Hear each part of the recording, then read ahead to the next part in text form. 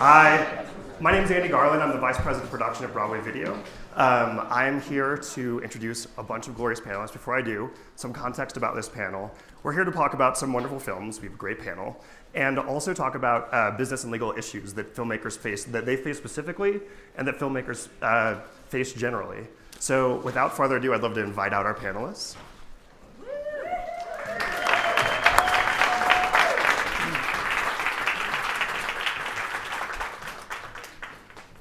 I'll introduce everyone briefly, but they'll go into much more detail than I will in a second. Next to me is Tom Dunlap. He is a partner at Dunlap, Bennett, and Ludwig, and is an entertainment attorney. Amy Scott, the director of How. Josh, whoop it up. Josh Bacco, the co-producer of Lizzie. Brett Haley, the director of Hearts Beat Now. And Lisa Remington, the co-producer of The Price of Everything. So, thought I'd start with, a little bit of context. We'll have a moderated section of this panel, and then about halfway through, we'll open it up to audience questions. So think of what you want to ask. Brett Haley, if you could introduce your film for the audience, and then also talk about how original music defined your film. So my movie is called Hearts Beat Loud, and it's about a father and daughter, played by Nick Offerman and Kiersey Clemens, who in the last summer before she's set to go to UCLA pre-med and leave the nest, he convinces her to start a band with him to turn their weekly jam session into a more permanent band because they write a song together called Hearts Beat Loud. And it's sort of about people at a crossroads in their life, and obviously a huge part of the film are the original songs that the band within the movie create. So there are 4 original songs in the film, all written by my composer, Keegan DeWitt, who I think has had like 20 movies at Sundance over the past 5 years. He's quite prolific. And he's done all of my films, and he's also a pop artist in his own right, and I asked him to write these songs for the movie. And we collaborated, my co-writer Mark Bash and I collaborated with Keegan on ensuring that these songs served as a narrative tool. They weren't just cool pop songs, which I think they are. They also help tell the story narratively. So instead of dialogue between 2 characters saying, hey, I'm gonna miss you, or I love you, or I miss mom, it's a song. I think songs can do that a lot more effectively than just dialogue. So that's how we use the songs. And of course, now that we're here and the movie becomes what I like to call a product, whether we like it or not, our movies become a product. The music is a great element. It's a great element that sort of heightens it from other films that I've done or other indies because there's these songs, and these songs are their own product. They can exist outside of the film, and they can help, I think, generate a lot more interest and buzz and excitement, and especially for marketing, especially when you're looking at the other side of this. That's a great way, that's a great to just, if somebody hears a song, they go, I like that song, what is that? You're like, oh, it's from that movie, Hearts Beat Loud, and it's called Hearts Beat Loud. It all sort of wraps up. So I think it was certainly an idea of like, I didn't want to do a quote unquote genre movie, but this is the closest thing. It is a genre, sort of a music film like Once or something like that. So I think it really helps. Thanks. Yeah. So obviously that's an instance where original music and original IP is an asset for a film. We also have on this panel documentary filmmakers that license content from other artists. For instance, I'd love to, Amy, if you could talk about your project, How, and talk about some of the gems you were able to show in the context of that movie. The gems in terms of the music of licensing? Well, licensing in general. I think, yeah. the great Hal Ashby film. Sure, okay. Yeah. My film is Hal. It's about the cult director Hal Ashby from the 70s. We follow his life and celebrate his films. So, of course, we had to license everything. I mean, and I guess when I say license, we had to come up with are we going to fair use it, or are we going to, there's some things that you can't fair use, and then music is a whole nother issue. And so, obviously, documentaries aren't going to return as much as, like, when we looked at what it would cost to license, it was just ridiculous. So we had to come up with a concept where fair use would apply to all of the clips. So it did sort of to some extent, dictate the way that it was cut, the kind of story that we were going to tell. Sure. So So and then your copyright rights dictated how you made your movie. yeah, Right. yeah. But in the end, it's how I would have told the film anyway. So it Fantastic. worked. Yeah, it actually it worked out really well. But it was I'm a first-time director, so this whole learning curve on licensing and licensing music was. It was steep. It was a steep mountain to climb. I'm still climbing. Those numbers can be shocking. They unbelievably shocking. Music is Yeah. really expensive. You're You're like, this song's gonna be so cheap, and then you're like, No. excuse me? I was so late to the party. Yeah, I guess my advice would be like, score, score, score. Sure. Put that score down. Don't get That's too- why your film is going to be great, because you can take it and market. Yeah, the it's its original own front. thing. Really- And I would say to you out there, if you're thinking about it, like, don't get too attached to a big song, like when you're writing or when you're, because it might not work out. Yeah, but in our case, we had no way around. I mean, it's Cat Stevens. You can't tell the story of Hal Ashby without Absolutely, Cat Stevens' yeah. music. I mean, that would be ridiculous, and I wouldn't be here now if we tried to do that. So Sure. we had to do it. Do you have any specific advice related to fair use and licensing when it comes to music? Well, so I guess, in the context of what Amy was saying, don't assume fair use. Yeah. Because assumption is the mother of all something. Right. And if Amy had done, well, I assume this is all fair use without a plan in advance and legal help, she'd be in a hard place. Amy and I actually talked beforehand, and it's Yeah. also really important that you don't ask, your divorce lawyer to give you advice on fair use and copyright. So finding the right lawyer, I think you had an experience with that. And Yeah. I've run into a lot of filmmakers who I'm their second lawyer, and that's the worst position for a filmmaker to be in. And it's a difficult position for me because we're backing out of all kinds of things some things we can't back out of, right? Yes, So- yes. So we had a great legal team, but yes, definitely get an entertainment lawyer. Actually, two of my best friends are out there, and they're attorneys. I think I tried to run questions by you guys all the time, and you were like, talk to your entertainment lawyer. They're the ones to answer that question. So yeah, I was like, didn't realize how important that was until we started getting into contract negotiation. My girlfriend deal. says the same thing all the time. Lisa, I'd love to talk about, so we've just talked about, obviously, the licensing implications on documentary films, but you have a different kind of documentary, a verite documentary. So I was wondering if you could describe your film and then talk about some of the producing implications of making verite. Sure. So my film that I co-produced is called The Price of Everything, and it's about the contemporary art market. And we followed artists, collectors, gallerists, and people who are very much involved in the art market.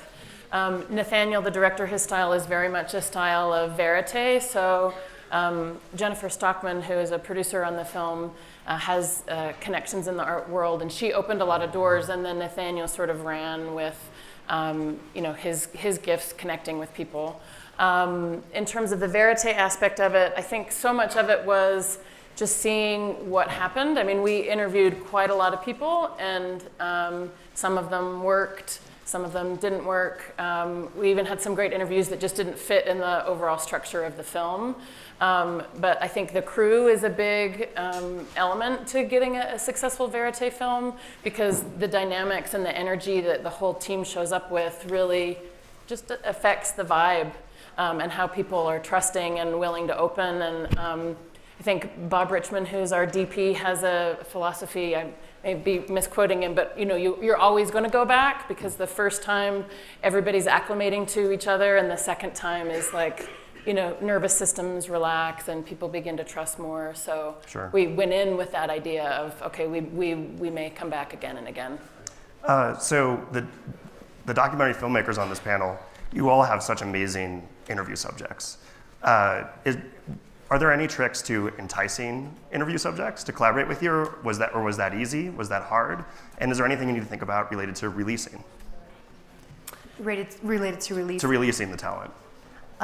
Well, I mean, in our case, we were talking about Hal Ashby, so it was pretty easy, ridiculously easy, in that I'm so spoiled. I think the next film, I can't just waltz in and talk to Jane Fonda about something. Right.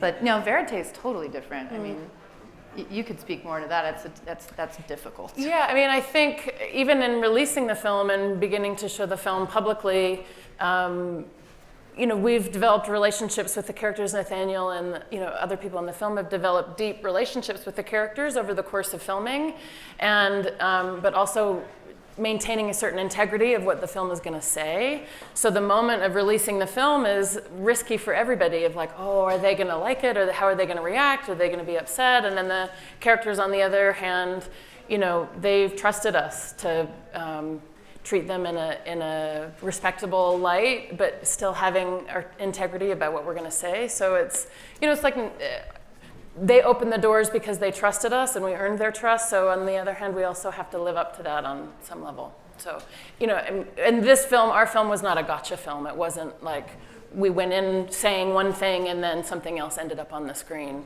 So which is another style of filmmaking. So. Right, absolutely. Yeah. Josh, if you could introduce Lizzie and sort of talk about what a co-producer does at the festival and on the film at large. Sure. Well, Lizzie is it premiered in competition here at Sundance. It's about Lizzie Borden, and it's kind of our take on what might have led her, if she actually committed the murders, to do it.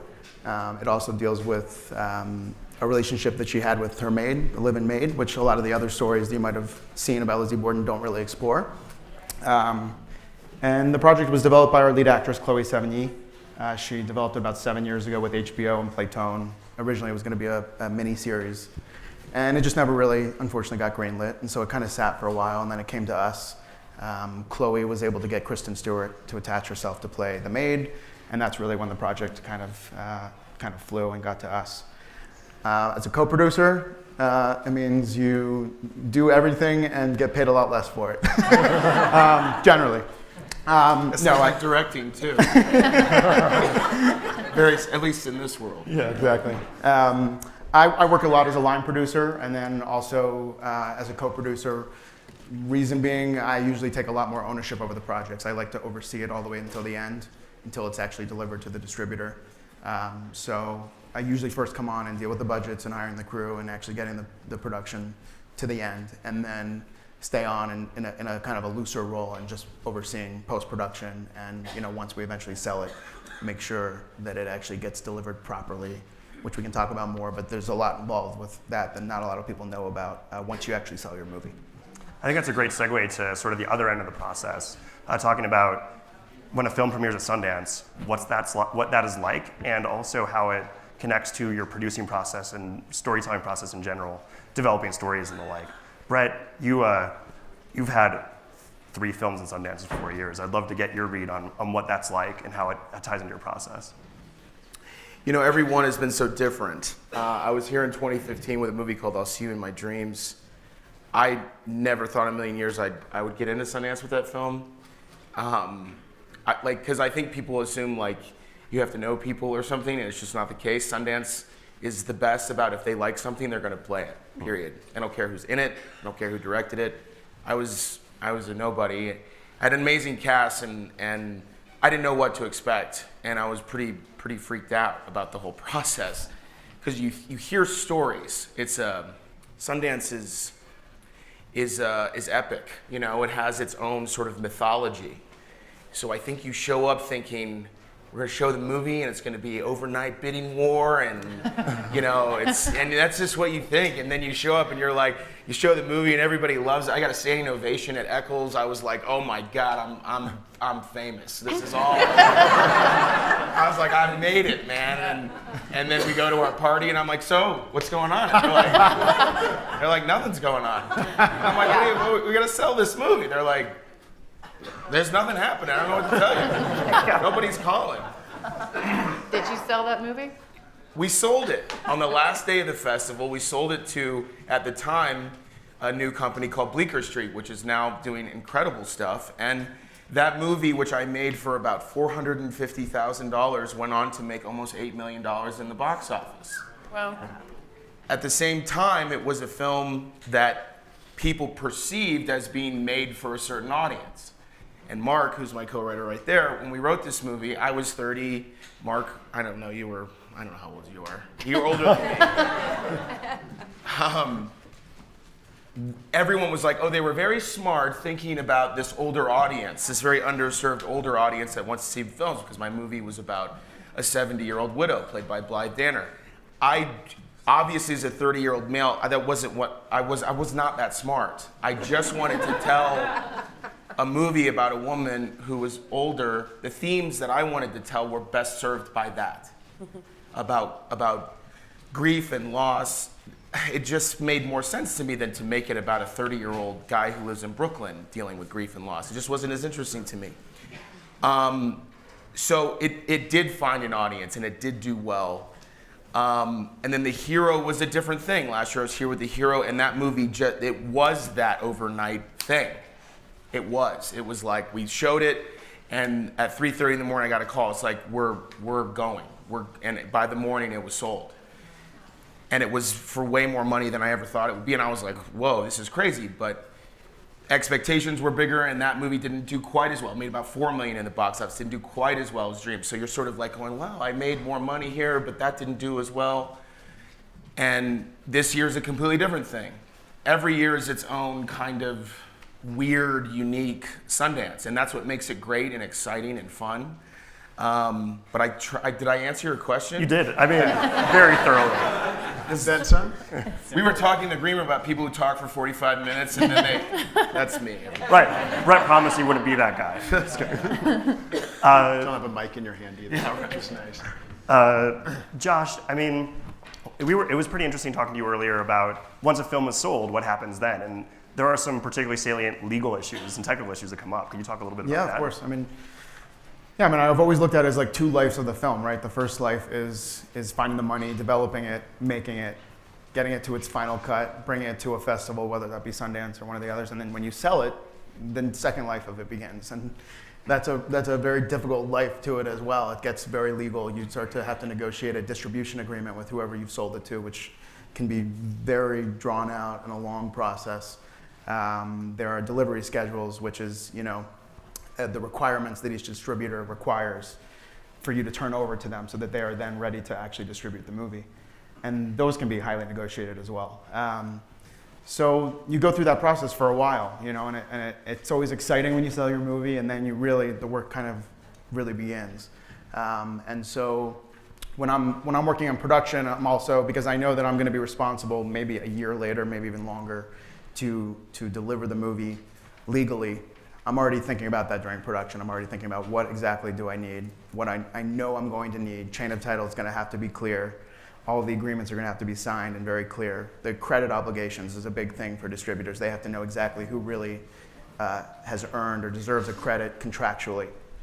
So lawyers do their thing and negotiate the distribution agreement, and that takes on its own life. And then finally the movie comes out. And at that point, it's really fun to actually, because the distributor is really then more in control. I mean, fun, sometimes you also feel like you're out of control. It depends on the distributor and if you agree with how they're doing their job, But you get to really enjoy it at that point, hopefully, and see it come to theaters or wherever it's being released and celebrate the film that way. So that's interesting. So when do you think, this is like a loaded question, when do you think you should get an entertainment lawyer involved in the film? Obviously, you need chain of title, you need to do clearance. Yeah, absolutely immediately. Yeah. I'll jump in on that. So I have been making docs for 15 years. I only do documentaries. And Donaldson and Califf, Lisa Califf I feel like she's my secret weapon. When I'm brought into a project that's already started off, she'll be my immediate first sell to the rest of the people on the team. They have a whole system where as soon as they take on a project, then they hand over a big production package, which includes your materials releases, your appearance releases, your location releases. They also encourage us, and on all of my films, I get E&O insurance like immediately. It's just getting everything off to on the right foot, because going back and trying to fix things later, or if you had a subject that signed a release that actually wasn't very good, or going back to people and as you said, fixing things can be kill a deal, right? That took us, yeah. Yeah, I mean, have you guys ever had that happen? Like something like that, almost kill a deal? Something that you guys are all veterans, so probably not. But kill a deal, but definitely required a lot of work to go back. It's always just, like we already said, so hard to go back and get someone to sign an agreement that they should have signed a year ago. It's just, it's just cleaner to get it done. But definitely I've had to backtrack and things that were just unfortunately forgotten during production. You know, for instance, if you have a minor in a movie and there's nudity in the movie, there's actually a law where you have to send a letter to the Attorney General saying, we are doing this movie and there's going to be nudity in it. There's nudity writers signed and so forth, but there's also a minor in the movie. It doesn't mean that the minor has to be in the same scene with the person that's nude. And you have to actually just put that on file saying, we are doing this. And there's probably more legal stuff that I don't even know behind that. But the point is, you're supposed to send that letter during production. And that would be something that you later deliver to your distributor to show that you legally put that on file. On one of my earlier movies, I did not know that. And that did not get done. And that was a big sticking point with our distributor, and we had to backtrack a lot and say, this actually happened. We didn't know we were supposed to do it. We filed that letter, and luckily it all worked out. But those are things now that I know I'll never forget, you know, during production. It will always get done. And I've heard, and I don't know if you guys have had this experience, a lot of times if you want to use a minor, you can cast an adult in a minor's spot. You don't have any of those compliance requirements. I don't know if you've ever thought through that or heard of that, but that's something that... That's some lawyer stuff right That's there. But minors are hard. I mean, they really are. There's other stuff too. I mean, there's the parental consent, and you can't have them sign anything because minors can't sign anything, right? So I mean, I will say that when we were looking, Kiersey plays a we don't say her age, but she's 17 or 18. She's in the last summer before she's about to go to college. It's a lot easier creatively and time-wise and legally and everything to work with someone who's above 18. So I was like, don't show me anyone under 18 because I don't want to get attached and then make an already difficult short shoot that much more difficult, because it is more challenging. But sometimes you need that element and you work around it and you make it work. So. Well, and another thing to add too is bringing on a lawyer. I've been on projects before where, you know, other people on the team have said, well, I don't know really why we need a lawyer. You know, why would we need a lawyer? But it's almost like imagining that you would have a budget, like let me rewind. The lawyer will actually think through your specific project related to the law, so that, you know, if you just, anyway, thinking it through specifically for your needs, right, rather than just a blanket generic. like fair use or Exactly. clearance, Exactly. or Exactly. every film To has even its own set of chapters. think about the minor issue and say, Right. oh, you may have a minor, this is another way you could go about it, or something like that. I would just say too, on the backtracking, we did not expect that we were going to get into Sundance, and so we were still editing, and then it was like a race to the finish, and so my head is in the creative, like we've got to get Right. this film looking and sounding and as good as can possibly be. I did not want to deal with who was the grip in 2014 when we shot that Jane Fonda interview, but you have to do it, and so it takes away from, it's just the last thing that you want to deal with when you're Takes away really from the creative process. Yeah, it does. But that's what good producers are for too. But you know, obviously a good lawyer first. But you have to have money to hire the lawyer in the first place. I mean, Right. in the doc world, you need Right. to raise the money, and then. But it should definitely be built into the budget immediately. Rhett, is there something that you learned between films 1 and 4 that you wish your younger self would have known related to these issues? Yeah, I mean, I think you should ideally, creatively and business-wise and logistically be getting smarter and more involved. When I make movies, I'm to my producer's annoyance, I'm like, tell me what's going on. I want to know this. I want to know that. And some directors are like, I don't want to know anything. Like, just I'll stay in this creative thing. But I enjoy the business aspect of filmmaking. It's a crazy way to make a living, and it's exciting and fun, and I like it. I like the ups and downs of it. And I think what I've learned is how to creatively stay true to yourself while there's always this idea, and we talked a little bit about this before the panel, of people trying to, and I touched on it briefly about I'll See You in My Dreams, of like, I'm gonna make the movie that this audience will like, or I'm gonna make the movie that will do this for an audience, that will have some kind of expectation. That's a really dangerous way to go into a movie, creatively and business-wise. You should make what's in your heart and your gut and not think about trends and not think about anything like that. The next, everyone's gonna be like, I'm gonna make the next Get Out. Well, don't try. It's a perfect film, and try something different. The reason that movie works so well is because it's wholly original. So, and it was from something that Jordan Peele truly needed to tell. That's why it resonated. So I think I've learned to try to avoid the noise or avoid some kind of result. Result-oriented filmmaking is not good for anybody, for business, for creative. So I think I learned, and Mark and I we just write what we want to make from our hearts, and we leave it at that. So I would say, try not to go, this is gonna be a hit in the, over 60 crowd or whatever. It's not gonna work. It's not gonna work. That applies to living too, result-oriented living. It doesn't usually work out either. Yeah, movies and life, man. Yeah. So follow-up question on that, at what point do the commercial aspects start creeping into your process, or if at all? I mean, look, I make movies, at least the movies that I've made so far, are very audience friendly, and it's not by design.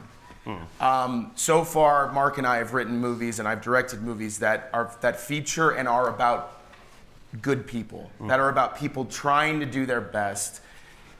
They're reminders of everyday life, of the joy in everyday life. I think there's a lot of problems in the world right now, and especially Hearts Beat Loud, I think, allows people to escape, but not in this sort of Transformers type way where shit just blows up and you're like, yeah, that's an escape. I don't know how that's an escape. I think it's nice to come back and feel something. Guillermo del Toro, I was at a Q&A with him, and he said, people now more than ever in the current state of the world want to feel. They want to feel. And that movie obviously makes people feel, and that's why it's so wonderful. So to me, it comes down, if something connects with people, I don't care what it is, what kind of movie it is, it will resonate with audiences. There's this idea of what is commercial and what isn't. I think there are some obvious things that aren't commercial that you could think of, like, I'm not gonna give you a shitty pitch on something that's obviously not commercial, but I think you have to understand that audiences are hungry, especially right now, for inclusiveness, for movies that are smart and aware of what's going on, that are not the same old, same old. So to me, that's the most commercial thing you can do right now. But you again, write what is in your heart. Don't try to do what's been done a million times over again. I made the band movie. Every band movie, a lot of band movies at least, are the Rocky story. Underdog that becomes famous or gets second place in the thing at the end, and that's great. Those movies are great and they've been done. What's the other take that you have on this genre, if you will? That's why Get Out, to bring it up again because I love it so much, is so brilliant, because it's a different take on that genre.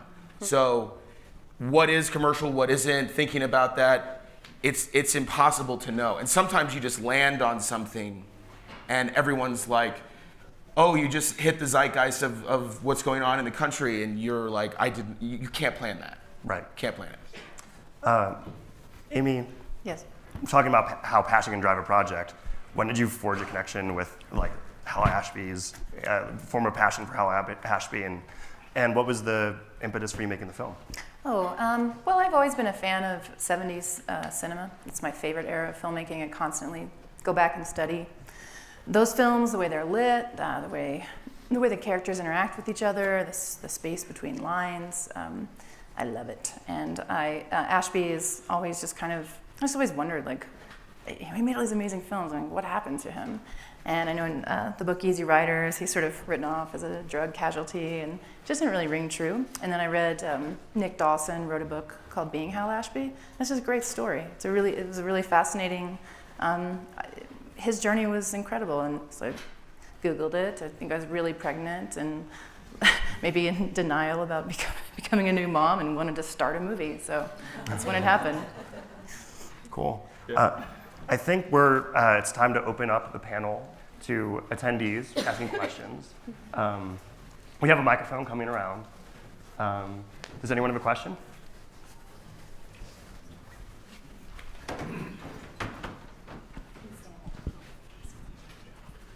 So you say that the dream is, of course, to have an entertainment lawyer right away.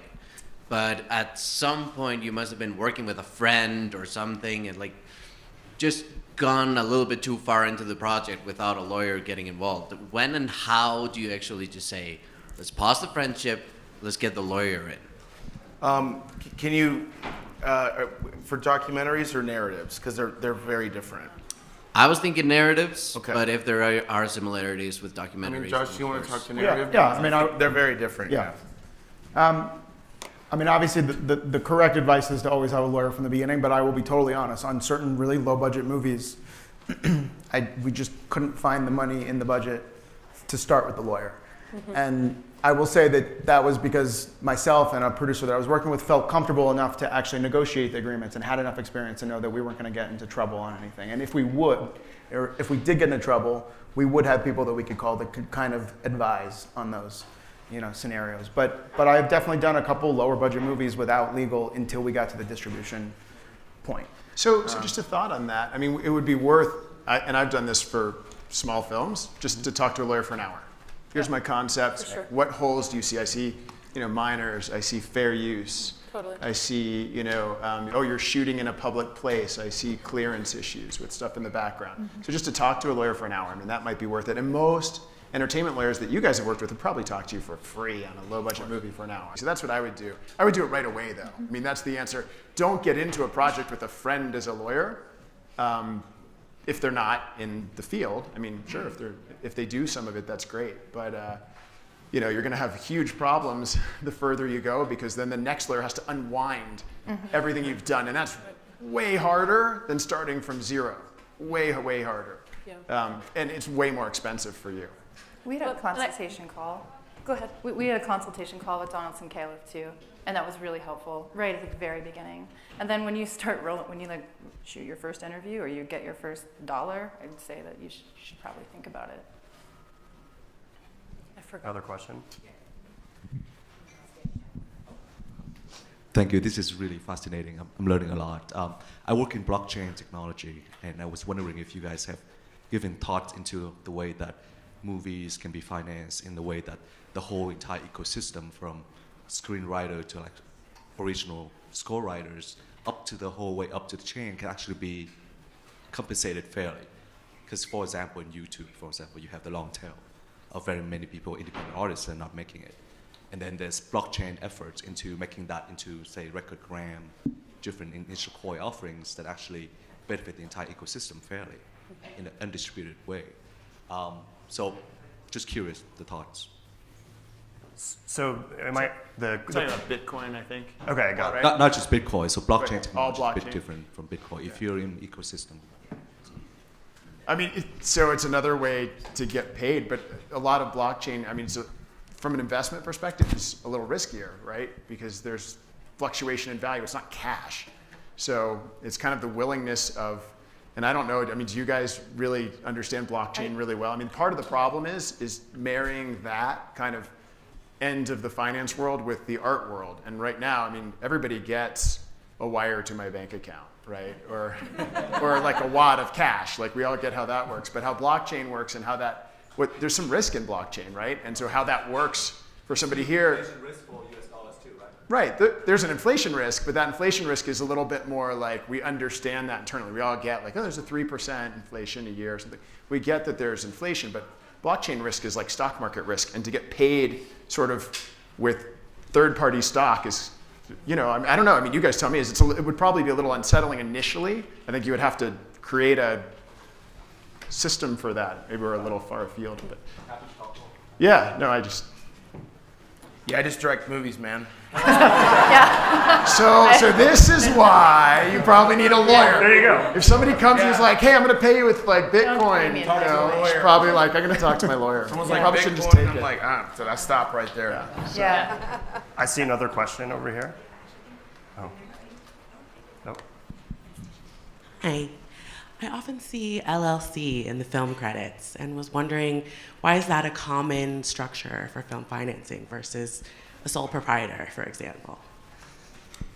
So, well, first of all, so limited liability company is the most flexible structure. It's generally, unless you file an election to not be a partnership, you're taxed as a partnership, so everything passes through to everybody who's participating. And if you're a sole proprietor, you don't have any partners. So that's not popular because that's one person paying for everything and owning everything. And there's no, sole proprietorships don't have liability protection. So even if you were one person and you were financing it yourself and you're paying for it yourself, you're going to be one person LLC because you want the liability shield. So that's why you see LLC all the time. You don't see corporations because there's a lot of regulation. There's double taxation, a whole bunch of reasons, but simple enough. If you're going to do a movie, you form an LLC. It's flexible. That's what everyone's familiar with as well. And there aren't really any other good options. I'm curious. Does anyone on this panel get into the weeds on such issues? And if so, do you have any thoughts about it? In the weeds in terms Of terms of how to structure the financing of the film and all of that. We just did what the lawyers told us. Yeah. you work with smart, great producers like I'm sure Josh and I mean there are ways you have to trust those people and I don't have the ability to kind of get into that stuff. I mean, I'll throw this out there. I tell people this all the time. So I don't, just like I was saying, I don't do divorce, right? I'm not a director of film. So I suggest to people making films who are directors, don't do law. I mean, do what you do well, because you're going to make a lot more money and be a lot happier forever if you do what you do. Well, and I would say even in the doc space, every project is different. I've worked on documentaries that are solely funded by foundations. I've worked on docs that are a hybrid or that are financed fully with equity. So some subject matters lend themselves to a pool of this kind of money, and a different subject matter would lend itself to a different pool of money.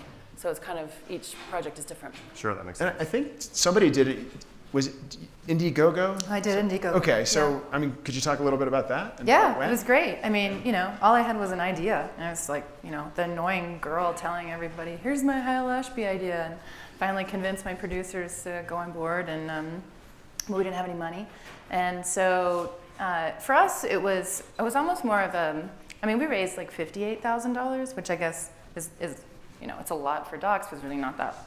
Sometimes they raise a whole lot of money on Indiegogo, but it was more the proof of concept. Right. So I knew okay, we got our sales agent when we did the Indiegogo campaign, because they could see oh, this is good. There's a lot of donors, there's a lot of hype around it, and so it served multiple.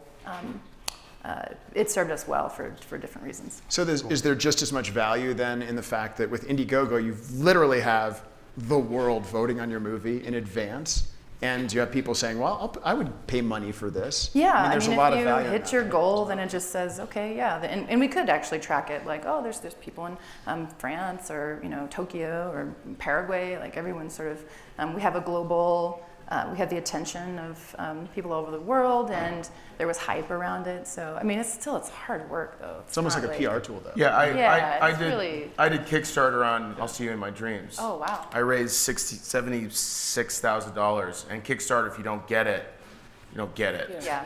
So our goal was, I don't know what it was, 75 or something. I think we got it. It's so hard. And I would say it's great because it's free investment money. You don't owe those investors money. It's a great system where they believe in you and they want to see you succeed. But at the same time, it's you better be prepared to be on the computer all day, every day. So I'll throw this out there. We've worked with some Kickstarter companies. Have you guys ever heard of those? They're companies that literally will do your campaign and manage it. Backend or Backend. And they take Backend. Yeah. I mean, and it's Backend of your campaign, so it's sort of low risk. Do it yourself. Oh, well, yeah. Sorry, you're the person who pitched. No, please. I think there's a question. There's a lot of questions. Just concerning more about the crowdfunding and whatnot, you said 2 of your productions did do crowdfunding. Could you talk a little bit more about how you got it noticed, essentially got people to hear about it? Because, I mean, $58,000 sounds a lot to me. Mm-hmm. And because I did a 5-minute short film that I raised $800 for, and how did you get people to hear about it? You said the companies as well, but they're promotion companies that will release on social media, and they'll plan a campaign for you, and a lot of them will take a small fee up front, a couple $1,000s, and then they'll take a percentage on the back end. And you should find one that focuses on film.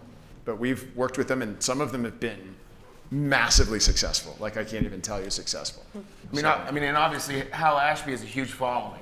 Yeah. So that right there. It was built in. Subject matter counts. We also thought about it, though, because I was like, well, we need, this is for, I don't know, we needed some famous people to vouch for us. So one of our producers was friends with John C. Reilly, and he was like, all right, I'll come by. And, like, that was crazy. We were like, oh, okay, if John C. Reilly came by on his lunch break to do this, and we're going to do well, I think. And then Father John Misty covered a song that I need to take down off the internet now. So that's great. But that really helped, So we sent it out to every blog in the universe. And but one whole summer was me on the internet doing Yeah, I mean, it's a full-time job again. And I had Blythe Danner and Martin Starr attached to my movie, and it was still like such a challenge. And we became like Kickstarter of the week, and we don't decide that stuff. They are looking at it and saying, wow, there's a movie over here with these great actors and they're Kickstarter. Like, why, so that's good for them.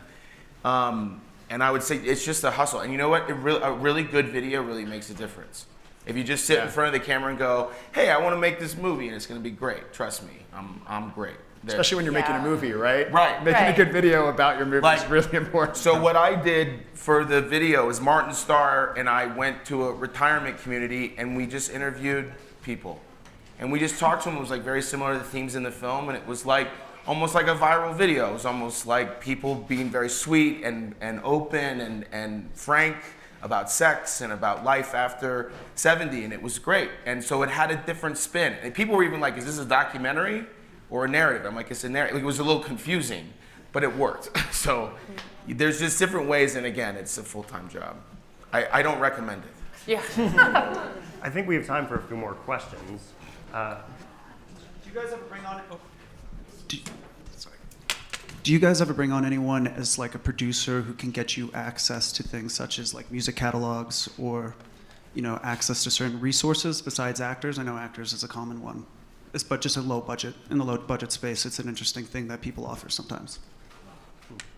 Yeah, I mean, credits are, in the low budget world, credits and bringing people on like that is always a good negotiating tool to really put more to the screen without actually spending money. So yeah, even sometimes locations, if it's a really expensive location that we just can't afford, but we really need to make the film, every once in a while there's a conversation about that person having an associate producer credit or in association with, if it really helps your film and you just can't afford it, everything's on the table as far as I'm concerned to make it. What do you mean? Sorry. Like, does it get it more developed? Like, people are more interested maybe sometimes when you're offering that associate producer credit before they were hesitant. Yeah, I think it depends on the person, obviously. Sometimes it is exciting for them to think they could have an associate producer credit on a movie. Sometimes they could care less about film and don't want their name to be on it anyway. So that's not really a negotiating, tool. But we've definitely done it in the past. I mean, for all kinds of things, music, like you're talking about, a lot of different ways. So you can't afford it, but people want to help, and they get to see their name on the screen. It can go a long way sometimes. It is tricky though. Like I find, for those of you who know that the PGA are starting to try to crack down on producer titles, that the giveaway of a producer credit just for, a small amount of money, or because your friend is a producer, your friend wants an associate producer credit. So, I get a little bit irritated with the idea that we can just give credits away, because it diminishes the job that those of us are really doing to make a movie happen. So there are union limitations too. Some of the guilds, there's some limitations in their contracts. I mean, like writers' credits and things. But then it's also tricky because you really do need to make your movie, and how do you navigate all of those things? And sometimes. No. But even, I said producer credit, but even special thanks sometimes actually goes a long way. Give them a special thanks. If you look at a lot of my movies, the special thanks are long. Special thanks. No limitation on that. Or even you could even try very special thanks. Extra. Everybody else is going to get special thanks, but you're going to get a very special thanks. Yeah, there's so many creative ways to compensate people, especially when you're strapped for cash, right? I mean, we're talking about various ways to credit people, but sometimes just inviting someone to set, if that's not too disruptive, is a really helpful tool, right? Come to the premiere, if we get into Sundance, well, that kind of, totally. Yeah. Another question? Please. Any advice on selecting and finding a lawyer, entertainment lawyer? I'm going to stay out of that one. Conflict of interest. I would say recommendation, track record, familiarity with your subject matter, maybe.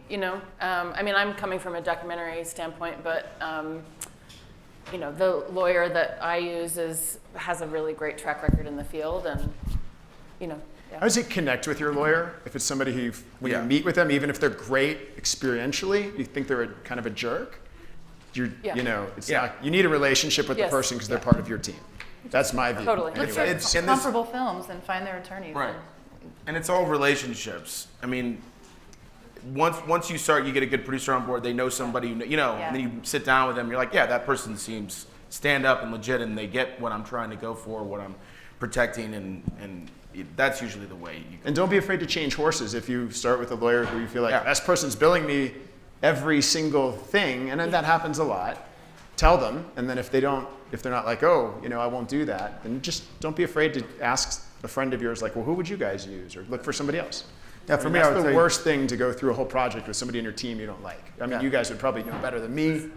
No, for me, like personality is huge, especially with lawyers. A lot of lawyers, their nature, they like to over-explain everything. They like to make sure that they hit every single point that you should know about so that you can't come back later and say, oh, you didn't advise me on that.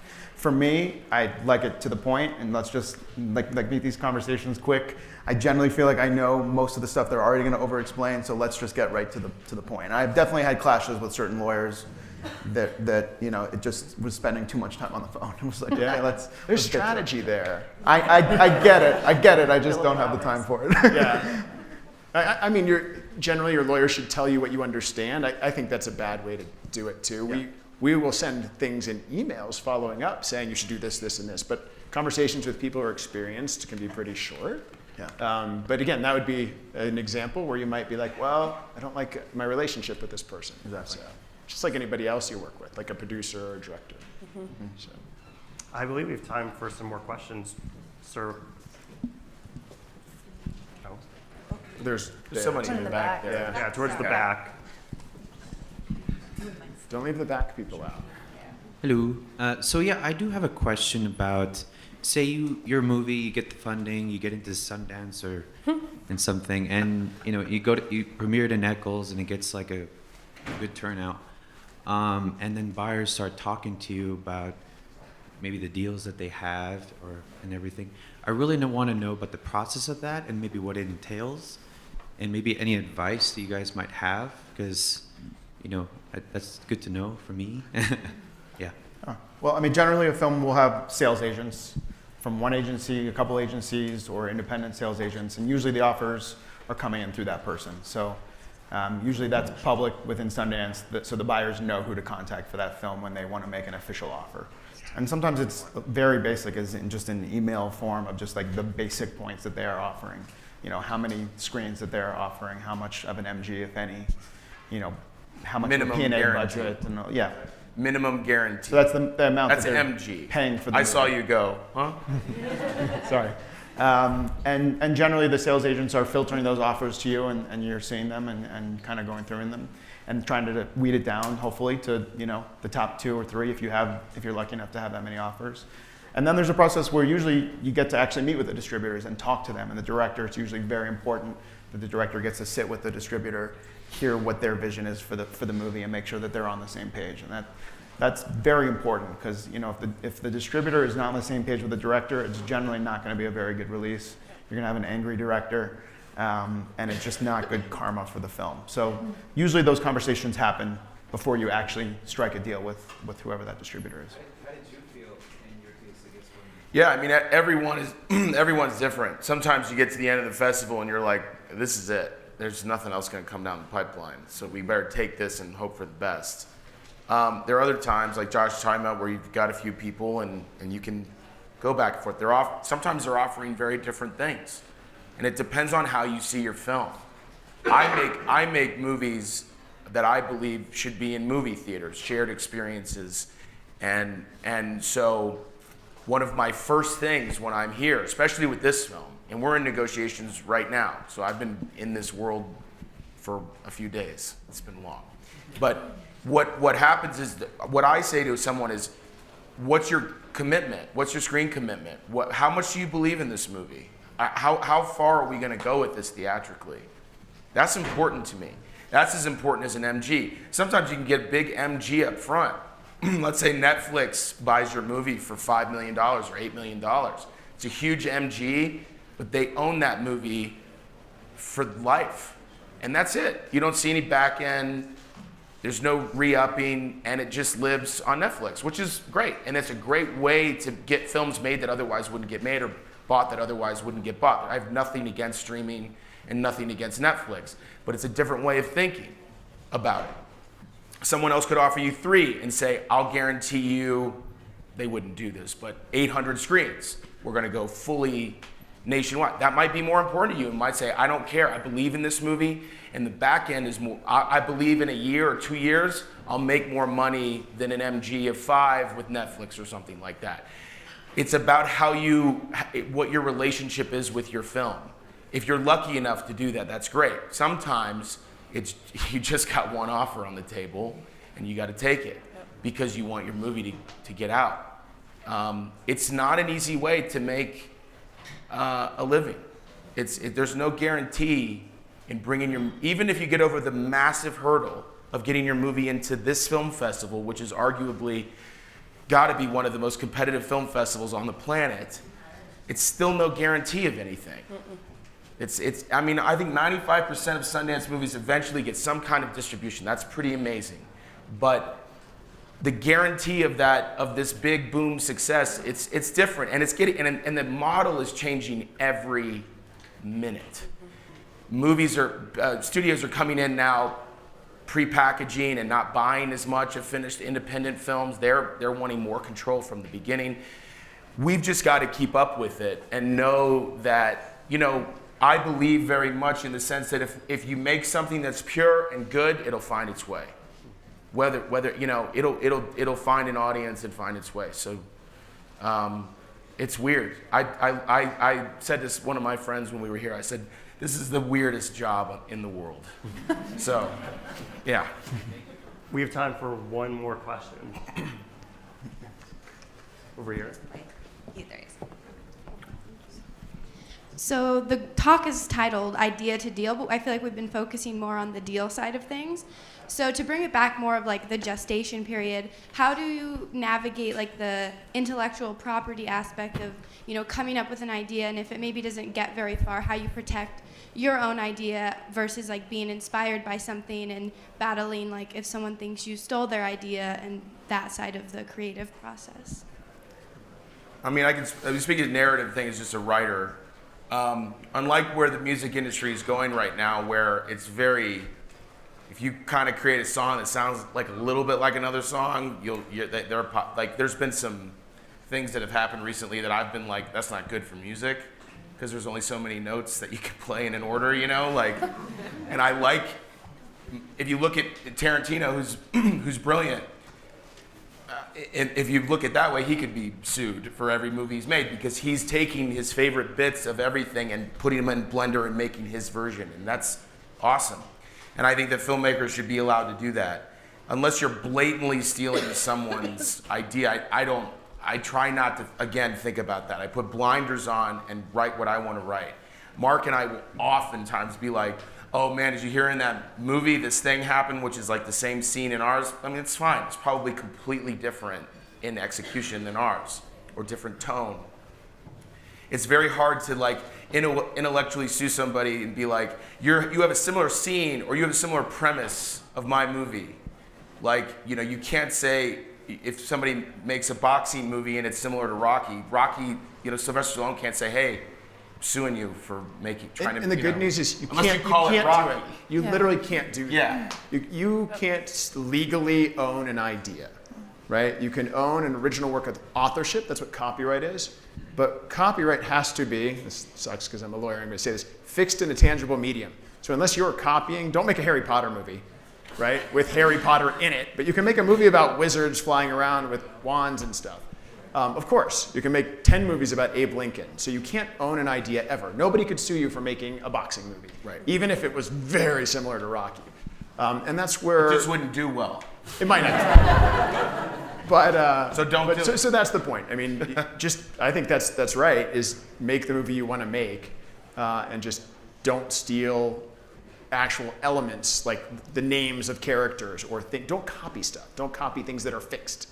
Does that make sense? And if you want to make a biopic, well, then you should get the life rights, and you should speak to the estate or the family or whoever is, if they're alive, obviously you've got to get rights from them, and if they're dead, then you go to the estate. But that was pretty necessary too, because you don't want someone else coming along making another Hal Ashby movie. Why are we both doing this? Well, and figure out what life rights you have. Right. Is it just the picture? Is it the novelization? Is it a follow-on How long does film? it last? What's the duration? Yeah, do you even need life rights? And you don't sometimes. Sometimes you don't. Yeah. But so this is weird, right? In California, say you die, right? Right? That dead person has another 70 years of life rights. But in New York, that person died. As soon as they die, their life rights terminate. Very New York. So you need. But the point is, you need a lawyer when you're considering this stuff. You're dead, we got you. You're ours now. That's funny. But Yeah, something to think I met the writers of Chappaquiddick, which is coming out soon, and they're like, we were writing this very kind of edgy movie about JFK. A lot of people didn't want to touch it, but the life rights are ours. We can do what we want. We can tell the story that we want and put a spin on it, or make it as real as we want, or too real for people, or whatever. I haven't seen the film, but they can write that. There's nothing that says they can't write that. And obviously, if you're adapting something, those are very difficult things to do. But unless you've read someone's script that's been registered with the WGA or copyrighted in some way, and then you steal that exactly, the odds are, you seem like a very nice person. But life rights aren't necessarily required. You can do a biopic, but they protect you, or they maybe help carve out the space. So as you said, I was someone else paranoid, but yeah, you don't have to. Yeah. Remember, anyone can sue anybody for anything. So even if there's no claim, somebody could still sue you, and that happens a lot. I thank goodness for you guys. I see it a lot more than you. Yeah. But just remember that. So if you can get any kind of agreement or consent, even a nominal, marginal one, it's so much better than having to fight with someone. So much less expensive. Or even living in the fear of like, oh shit, Yeah. what if they're gonna say something, or you'll sleep better if you have the agreements in place. Yeah. Just make sure it's a good agreement, so you don't have to keep renegotiating it. Right. Well, so question we got here from Bianca, who's involved with a lot of films. But she brought up copywriting your idea. So you can't copyright your idea, but I tell people all the time, I'm gonna go make this pitch, or I have a treatment. The further down the road you get to putting it on paper, the more fixed it is, the more detailed your idea, and you copyright that, the more protected you are. So that's a huge, huge part of developing, as a writer. You could Anytime you finish script and you're like, this is very much the idea, like it's gonna be close. Mark and I will copyright it with the copyright File office. multiple copyrights. Don't wait. Right. Don't wait. And then you also register with the WGA. We're WGA members, so even if you're not a WGA member, you can register with the WGA, and that does also help you. Not as much as copyright, but it does help, and it is important. So I highly recommend that when you finish the script and you're like, this is my idea, this is the bones of it, register that. Even if it's a treatment, copyright it. And you can do that for documentary as well. Yeah. It doesn't have to just be narrative. Absolutely. And you should. Yeah. I think it's important to say also that I think if you've never copyrighted anything, I think a lot of people might be afraid that it's like a really long, complicated process. It's difficult, not. and it is so not. You just go online. You have to answer some questions, and you might need some advice from, advising from people about, who owns the script and those things. But Works for hire. you literally can do it in a half hour. You submit the script as a PDF online. You won't get the certificate back for a long time, like a year and a half sometimes. You won't get a registration for a year. Yeah, the actual the copyright certificate back. But you get that, it just shows that you've now submitted it for the And the key with copyright is the date that you file it is the date that it's registered, which is really important. Right. So, Thanks, guys. How expensive is it? What's that? How expensive? $55 for a Okay. script if it has one writer. I make my co-writer Mark pay for it every time. Thanks, man.